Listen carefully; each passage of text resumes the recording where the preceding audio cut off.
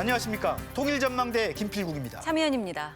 북한의 최대 정치 행사인 노동당 대회가 막을 내렸습니다. 네, 이번 8차 당대회는 8일 동안이나 이어지면서 역대 두 번째로 긴 당대회였는데요. 북한의 주요 정책과 향후 노선을 결정하는 행사였던 만큼 이목이 집중됐는데요. 네, 오늘은 먼저 8차 당대회 소식부터 알아보겠습니다. 오상현 기자, 눈에 띄는 대목 하나씩 살펴볼까요? 네, 이번 8차 당대회는 지난 1980년 김정일 국방위원장이 공식 후계자로 등장했던 5차 당대회 이후 최장 기간 이어졌는데요. 먼저 군사력 강화 의지를 드러냈습니다. 핵전쟁 억제력을 보다 강화하면서 최강의 군사력을 키우는 데 모든 것을 다해야 합니다. 새로운 경제개발 5개년 계획을 제시하는 등 경제 분야도 주요 화두였고요. 국가 경제의 자립적 구조를 완비하고 수입 의존도를 낮추며 인민 생활을 안정시키기 위한 요구를 반영하였습니다. 또 식량 문제를 기본적으로 풀어야 한다며 농업 분야 계획도 강조했습니다. 김정은 국무위원장이 노동당 총비서로 추대되기도 했죠. 예, 김정은은 집권 후 아버지 김정일을 영원한 총비서로 추대했었는데요. 이번에 정무국을 폐지하면서 비서국을 부활시키고 자신도 노동당 총비서가 됐습니다. 김정은 동지를 조선노동당 총비서로 높이 추대할 때 대한 결정을 만장일치로 채택했습니다.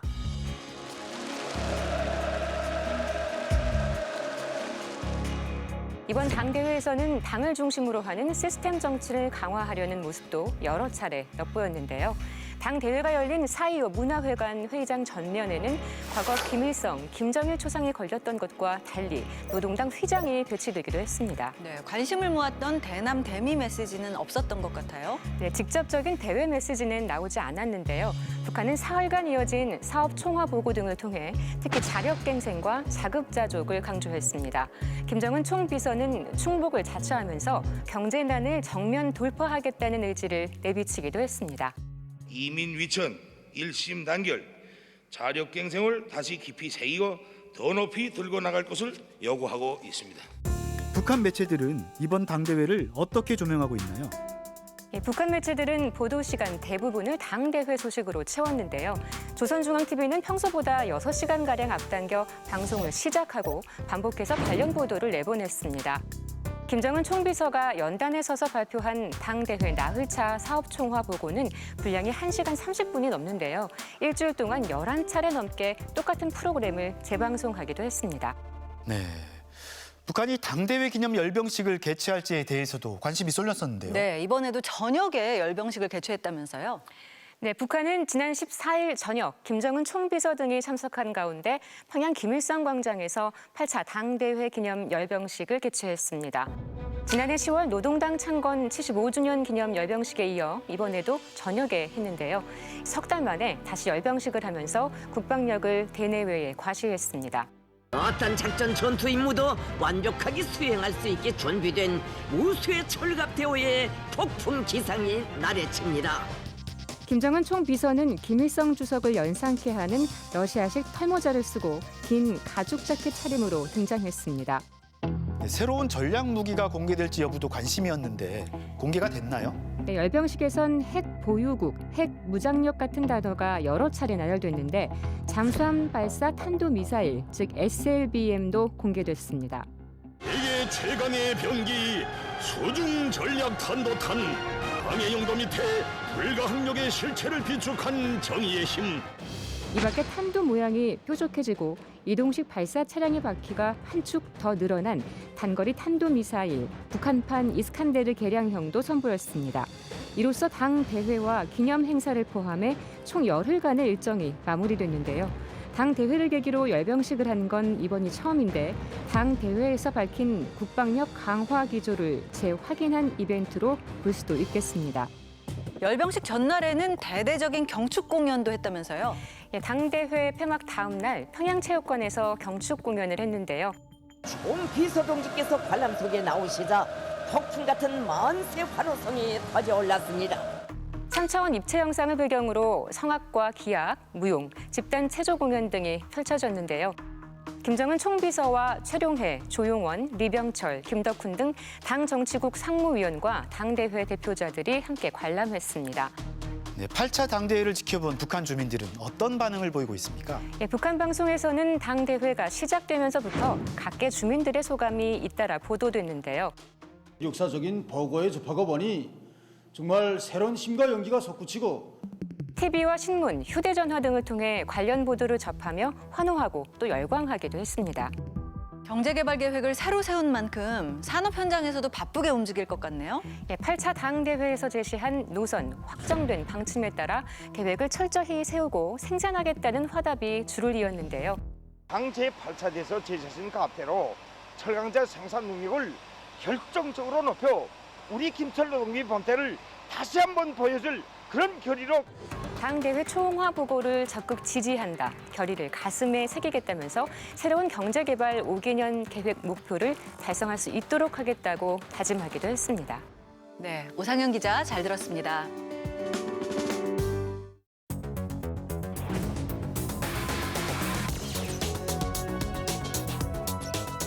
이번 8차 당대회에서는 조직 개편과 당 고위층 인사도 있었습니다.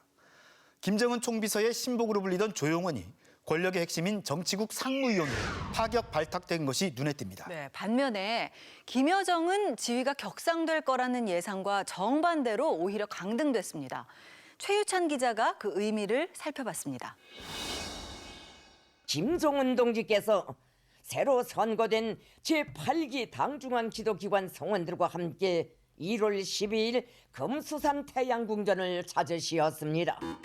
김정은 총비서를 포함해 참배행렬의 맨 앞줄에 선 5명, 노동당의 최고 정책결정기구인 정치국, 그중에서도 핵심인 상무위원회 위원 5인방입니다. 항일 빨치산의 후예이자 의전서열 2위인 최고인민회의 상임위원장 최룡해, 내각총리 김덕훈, 군과 군수공업을 대표하는 리병철 등 기존 위원 4명 외에 조용원 전 일부 부장이 유일하게 새로 합류했습니다. 80대였던 박봉주의 자리를 대신한 그는 후보위원이 된 지 불과 1년 만에 정치국 위원을 건너뛰고 곧바로 상무위원에 파격 임명됐습니다.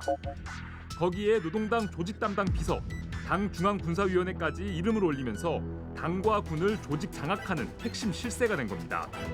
당 조직 담당 비서이지만 그 조직 담당 비서가 갖는 역할이 상당히 클 가능성. 명실공히 지금 김정은 위원장의 최측근이자 실제 서열상 권력에서 3위에서 5위 안에 지금 드는 인물로 볼 수 있을 것 같습니다. 조용원 상무위원이 최근 5년간 김정은 총비서를 공개 수행한 횟수는 단연 1위인 131회, 남북 정상회담장, 태풍 피해 지역 시찰 현장, 이번 당대회장 모두 김정은 총비서를 그림자처럼 따르며 귀의 말을 주고받았습니다.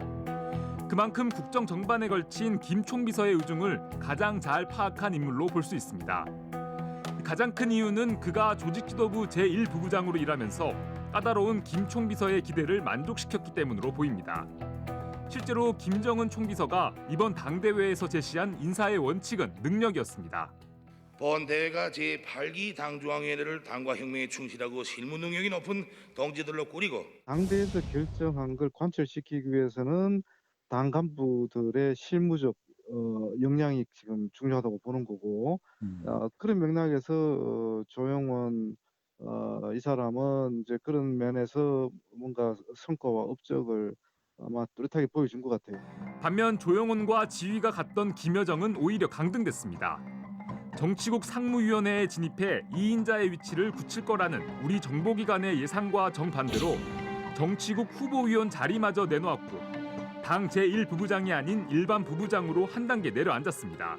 부부장은 대남 관계 또는 대미 관계를 맡고 있기 때문에 이게 가시적인 성과를 보여주기가 쉽지 않은 그런 분야죠. 네. 성과가 미흡했기 때문에 강등된 것으로 봐야 되고요. 김여정 부부장뿐 아니라 그가 총괄하는 대남과 대미 분야 전반이 기구가 축소되고 위상도 낮아졌습니다. 대남과 외교 분야 모두 당 비서직이 없어지면서 통일 전선부장 김영철, 국제부장 김성남, 최선희 외무성 제1부상 모두 직급이 강등됐습니다. 대남 대미 분야의 성과가 미흡한 데다가 앞으로도 단기간에 성과를 기대하기 어려워 기대를 낮췄다는 해석이 나옵니다. 미국에 대해서 더 이상 공을 들여가면서 상당한 협상의 노력을 기울이는 그런 이제 자세는 취하지 않겠다. 합의 이행이라든가 여러 측면에서 남측이 보인 실망감에 대해서 어쨌든 조금 다소 낮춰 잡아서 대남 관련해서도 큰 기대를 갖지 않는다. 직급 강등에도 불구하고 김여정 부부장의 위상 자체가 낮아진 것은 아니라는 분석입니다. 백두 혈통 그리고 또 김정은 위원장의 여동생이라는 그런 특수한 신분으로 인해서 본인의 지위가 상승할 수 있는 그런 기회를 다시 만들려고 할 가능성이 굉장히 높아요. 김정은 위원장이 아마 적절한 시기에 다시 이 어떤 중책을 맡겨서 업적과 성과를 내도록 기회를 줄 가능성이 높지 않을까. 노동당의 전반적인 조직 개편도 능력과 성과, 효율성을 강조하는 방향으로 이루어졌습니다. 이전에 당위원회와 정무국 체제가 비서국 체제로 전환되면서 기존의 10명이던 부위원장 자리는 7명의 비서로 줄어들었고 그중 4명은 하위 전문부서의 부장까지 겸임했습니다. 전반적인 조직이 축소되는 중에도 북한이 총력을 집중하는 경제 분야의 기구와 조직은 줄어들지 않았습니다. 경제 목표가 슬림화됐다 그럴까요? 왜소화됐다고 표현할 수도 있고요. 그러니까 이렇게 슬림화된 거는 과대한 목표 설정보다는 그런 걸 다 걷어내고 현실성, 실용성, 효율성을 좀 강조하는 그런 정책 기조를 일단 전체적으로 잡았다라고 볼 수 있고요. 목표 달성을 위해 평가 및 감시 시스템을 강화한 점도 주목할 만한 변화입니다. 우리의 감사원에 해당하는 중앙검사위원회와 법률위원회를 통합해 부정부패와 규정 위반, 회계 감사까지 막강한 권한을 쥐어주고 이를 집행할 규율조사부를 신설했습니다. 정책을 관철시키기 위해서는 당 간부들의 역할이 중요하고 그 당 간부들의 사상과 생활에 있어서의 엄격한 규율이 준수되지 않으면 결국은 이 당 사업과 관련해서 중요한 정책 결정을 관철시킬 수 없다. 집권 10년 차를 맞아 핵심 권력에 대한 세대 교체를 통해 다시 한번 권력을 공고히 하고 일하는 당과 국가를 만들겠다며 내부 시스템까지 바꾼 김정은 총비서. 당 대회 이후에도 지속될 경제 제재 등 악재 속에서 그의 구상이 얼마나 성과를 낼지 시험대에 올랐습니다. 통일전망대 최유찬입니다.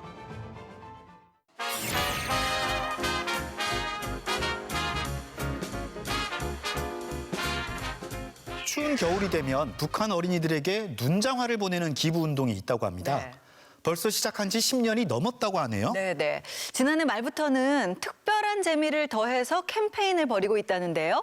이상현 기자가 그 현장을 찾아봤습니다. 2014년 여름 미국에서 시작돼 소셜미디어를 통해 전 세계로 확산된 아이스버킷 챌린지.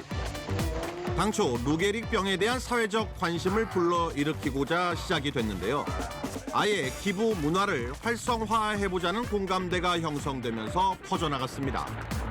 버킷, 양동이에 담긴 얼음물을 머리에 뒤집어 쓰는 도전을 하고 이를 똑같이 이어갈 3명을 지목하는 방식으로 진행되는데 셀럽, 유명인들의 참여가 이어지면서 우리나라에서도 오랫동안 크게 유행했습니다.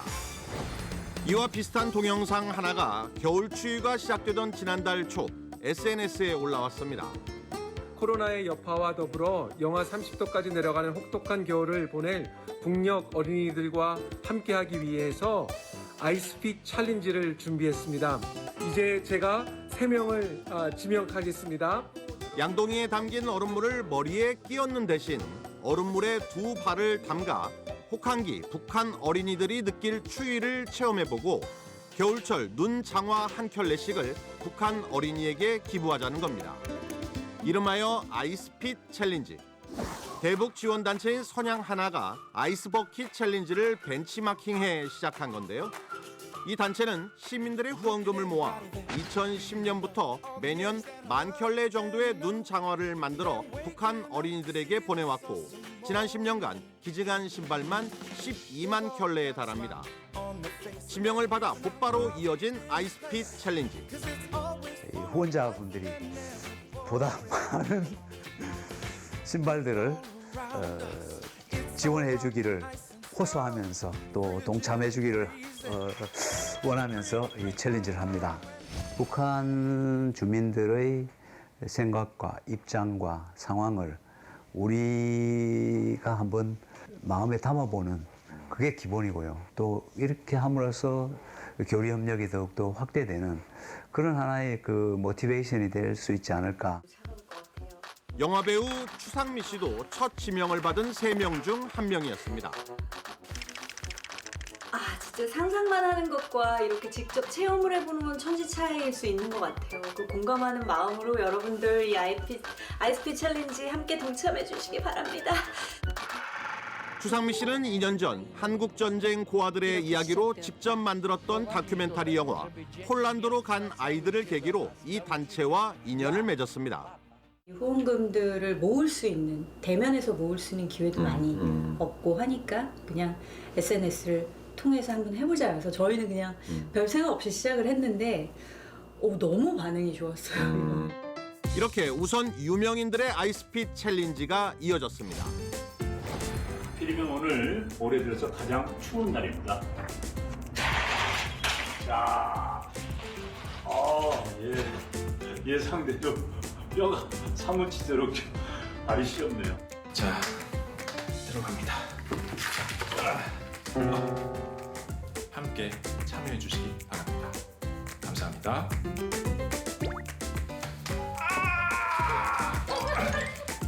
한겨울 차디찬 얼음물은 챌린지 이전에 가졌던 추위에 대한 자신감을 부끄럽게 하는 경우가 적지 않았습니다. 항상 좋은 일을 함께 할 수 있게. 못하겠어. 야, 너무 차가운데? 큰일 났는데? 여러분 모두 화이팅입니다. 이렇게 주로 집이나 사무실에서 얼음물로 이루어졌던 아이스핏 챌린지는 시간이 흐르면서 장소와 시간을 가리지 않고 확산됐습니다. 길가에 있는 화단 위의 얼음에 올라가기도 하고 얼음 사이를 비집고 나오는 계곡물에 들어가기도 합니다. 눈이 온 날이면 눈밭도 활용됐는데요. 저희 통일전망대 제작진도 이 아이스핏 챌린지에 참여해봤습니다. 네, 현재 기온이 영하 12도를 가리키고 있습니다. 엄청 추운 날인데요. 자, 이렇게 눈도 쌓여 있죠. 그럼 지금부터 저도 아이스핏 챌린지에 동참해 보도록 하겠습니다.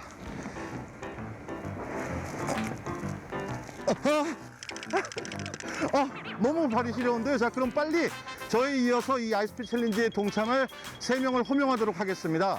저와 함께 통일전망대 프로그램을 만들고 있는 제작진 3명인데요. 먼저 최유찬 기자, 그리고 김래영 작가, 이현경 PD 이렇게 3명입니다. 이 3분 빨리 동참해 주세요.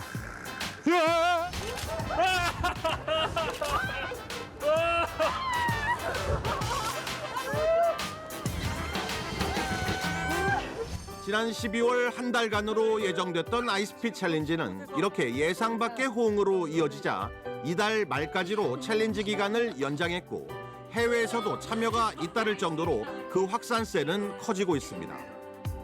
특히 미국에선 집 앞에 쌓여있는 눈밭에 올라서는 노부부에서부터 아기를 안고 얼음물에 발을 담그는 젊은 부부, 얼음물에 들어간 뒤 아예 수영장에 뛰어드는 할아버지까지 다양한 챌린지들이 선을 보였고 자녀들과 같이 참여하며 살아있는 교육을 실천하는 시민들도 적지 않았습니다.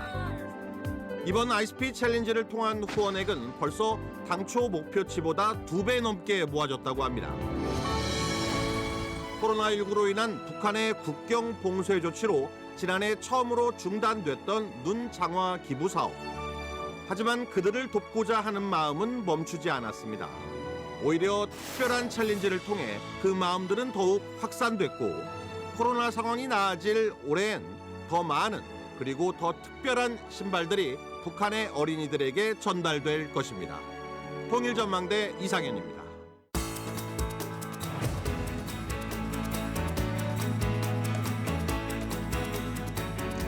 달력을 보니까 다음 주 수요일이 대한이더라고요. 네. 근데 지난 소환 때는 정말 강추위가 몰아닥쳤었는데 대한은 또 얼마나 추울지 벌써 걱정이 됩니다. 네, 그러게요. 그런데 북한은 우리보다 더 춥고 또 눈도 많이 오는데 어떻게 보내고 있을지 오늘 함께 이야기 나누실 두 분 모셨습니다. 안녕하세요. 안녕하세요.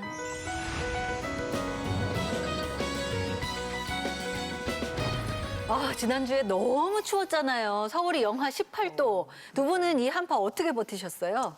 올해는 정말 춥다는 느낌을 저도 이제 느꼈어요. 근데 뭐 저는 뭐 난방은 이제 하는지 안 하는지 그건 집사람이 하니까 저는 잘 모르겠는데 저는 이제 그냥 전철도 따뜻하고 버스에 네. 올라가도 따뜻하고 그냥 뭐 한 1분도 이제 추울 새가 없으니까 그렇게 이제 춥다는 느낌을 이제 받지 않지 않았나 네. 그렇게 생각을 합니다. 근데 북한은 우리보다 위도도 높고요. 훨씬 춥잖아요. 지난주 북한 기온 보면 깜짝 놀라실 겁니다. 북한 일기예보 한번 보실까요? 수위 중급 경보입니다. 당일 최저 기온으로서는 기상 관측일이 가장 낮았습니다. 북한 큰 도시들 기온이 영하 20도, 22도 이렇고요. 네. 네, 산간 지역은 더 추운데 백두산은 영하 46도네요. 강미진 씨 고향이죠. 양강도는 영하 34도입니다.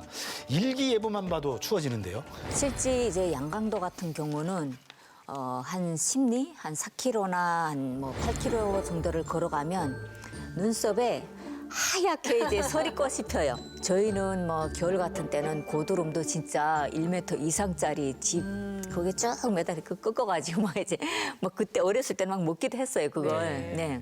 네, 그런데 올해 한파를 북극발 한파라고 하잖아요. 이 앞으로 한파가 또 올지 안 올지 윤기한 기상청 부대변인께 여쭤봤습니다. 이번처럼 굉장히 강력한 한파는 현재 북극의 상태를 조금 상황을 살펴보는데 북극이 지금은 이제 기온이 점점 평년보다도 조금 이렇게 내려가는 추세입니다. 그래서 방패막기를 하는 제트류가 점점점 강해지는 역할이라서 북극발 한파는 조금 오기가 어렵다.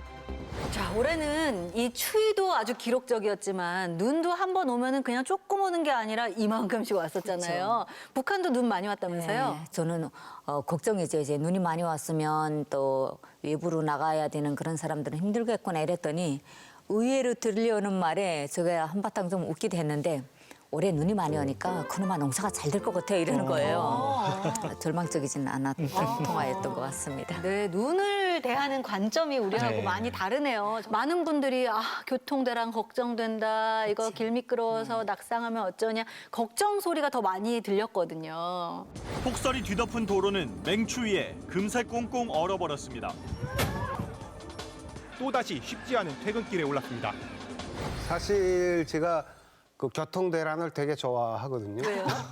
왜 좋아하세요? 차를 좋아해가지고 정말 예, 차가 많은 거 저는 이제 그 되게 좋아합니다. 근데 북한에서는 이제 있을 수 없는 일이죠. 네. 예, 그래서 사실 여기 와서 그 좋았던 게 눈 안 치워서 참 좋았어요. 처음에 와서 이제 뭐 방송 할 줄 알았어요. 눈 치우래 나오라. 눈 이제 그 집에 오니까. 근데 아무 연락도 없고. 눈 누가 치우나 해서 제가 내다보니까 그 요막칼슘이나요? 네. 예, 그거 뿌리니까 이제 바로 녹아버리고 그다음에 이제 덜어는 기계가 다니면서 다 이제 눈 치우고 하는 거 보고 정말 좋은 세상이다 하고 되게 좋아했습니다. 아까 방송 나오지 않나 막 이렇게 말씀하셨잖아요. 방송까지 해가지고 사람들 그렇게까지 불러내야 돼요? 구역별로 담당이 있어요. 그러니까 내 집 앞 눈은 당연히 내가 쳐야 되는데 눈만 오면 인민반장이 이제 돌아다니면서 정치고 소리 지르고 막 무조건 세대주 나오라고 인민반장 아줌마가 고래고래 소리 지르면서 다녀요.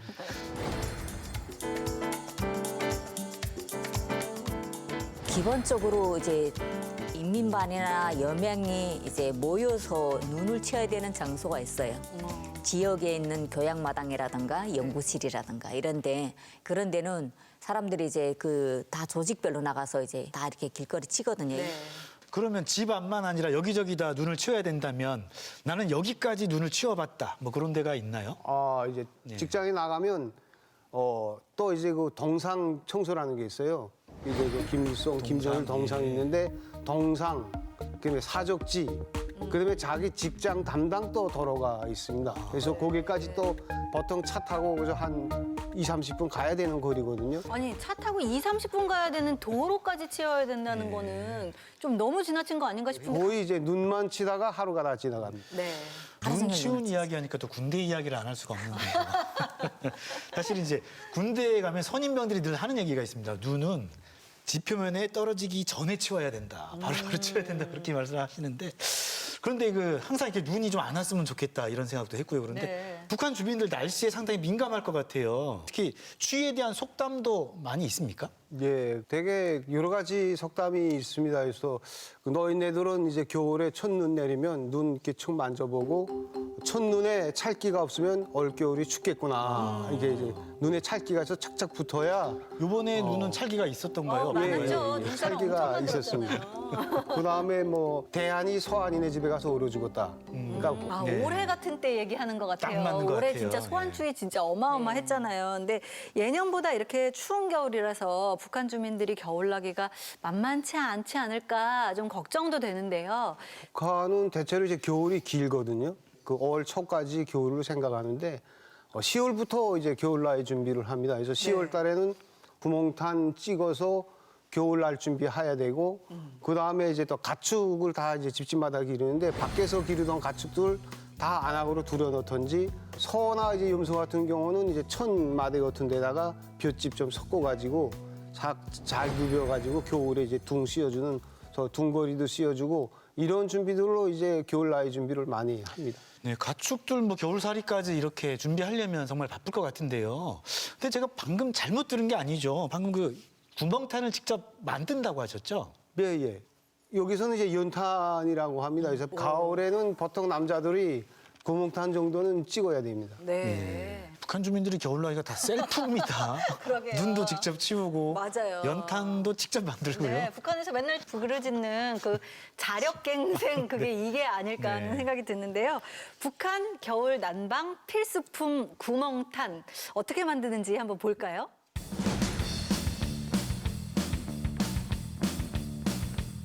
네, 이게 바로 구멍탄, 연탄이죠.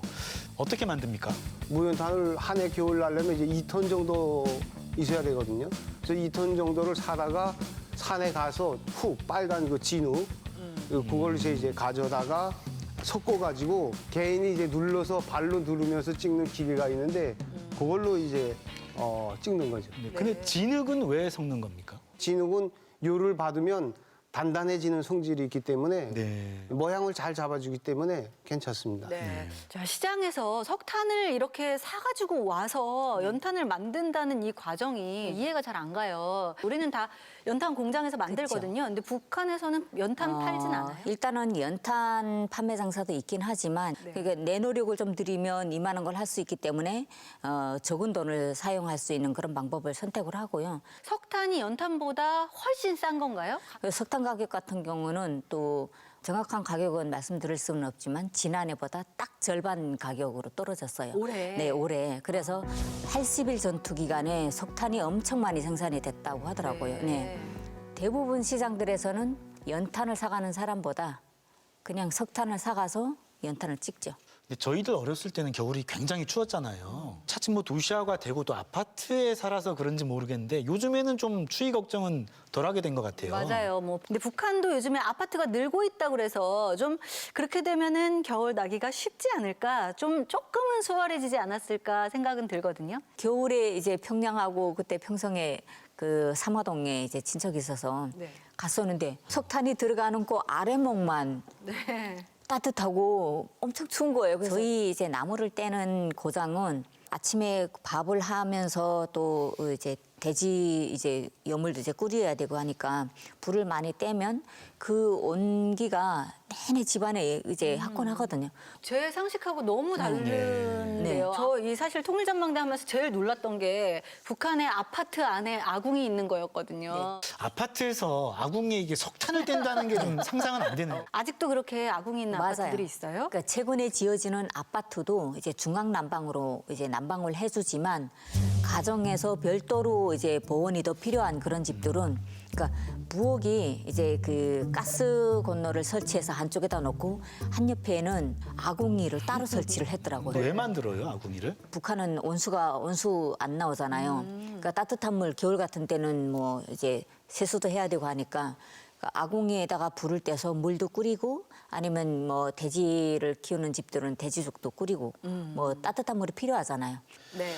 우리도 이 취약계층 아직도 연탄 쓰는 가정들이 있거든요. 근데 올해는 코로나로 인해서 연탄 기부도 줄고 봉사도 줄어서 걱정이라고 합니다. 네, 이런 소식 들으면 좀 마음이 좀 답답하고 좀 안타까운데요. 두 분은 북한 주민들 생각 더 나실 것 같아요. 북한은 저희 양강대선 11월부터 겨울이라고 하거든요.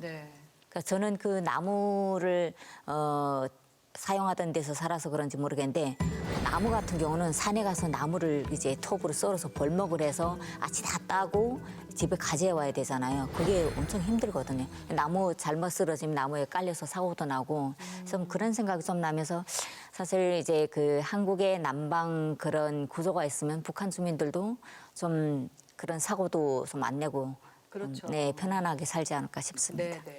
북한 주민들한테서 남방은 생존과 연결되어 있습니다. 워낙 이제 춥고 그 남방 조건이 열악하다 보니까 겨울을 난다는 게 진짜 이거는 이제 가정에서 전투거든요. 저희 집사람은 아직도 겨울 엄청 싫어합니다.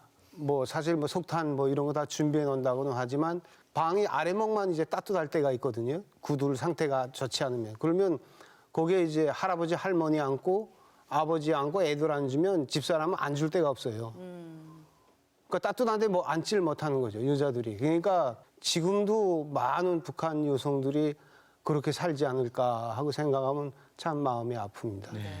네. 남북한 주민 모두 추위를 잘 견뎠으면 하고요. 무엇보다 힘겹게 겨울나게 하고 있는 우리 이웃도 돌아봐야겠습니다. 오늘 도움 말씀 고맙습니다. 감사합니다.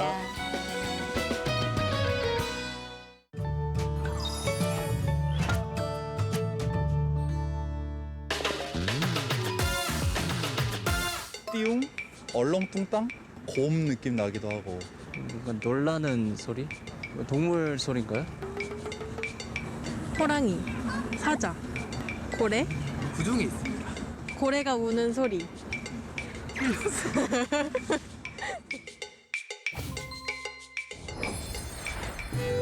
북한말 따옹은 호랑이가 사납게 울부짖는 소리를 나타내는 말입니다. 어흥이 호랑이나 사자 같은 짐승이 우는 소리를 나타내는 말이라면 따옹은 소리를 내는 동물이 호랑이로만 한정되어 있다는 것이 특징입니다. 되게 동물을 표현한 소리 같았습니다. 점프할 때 나는 띠용띠용 이런 소리 같은 느낌이 확 왔어요. 새해가 되고 1월도 어느덧 반이 지나갔습니다. 코로나19 확진자가 줄고 있어서 다행이긴 한데요. 그래도 우리 경각심 풀지 말고 거리 두기도 잘 지키자고요. 네, 방심하면 언제라도 재확산될 수 있다는 점 잊지 마시고요. 안전한 주말 보내시길 바랍니다. 통일전망대 다음 주도 알찬 내용으로 찾아오겠습니다. 고맙습니다.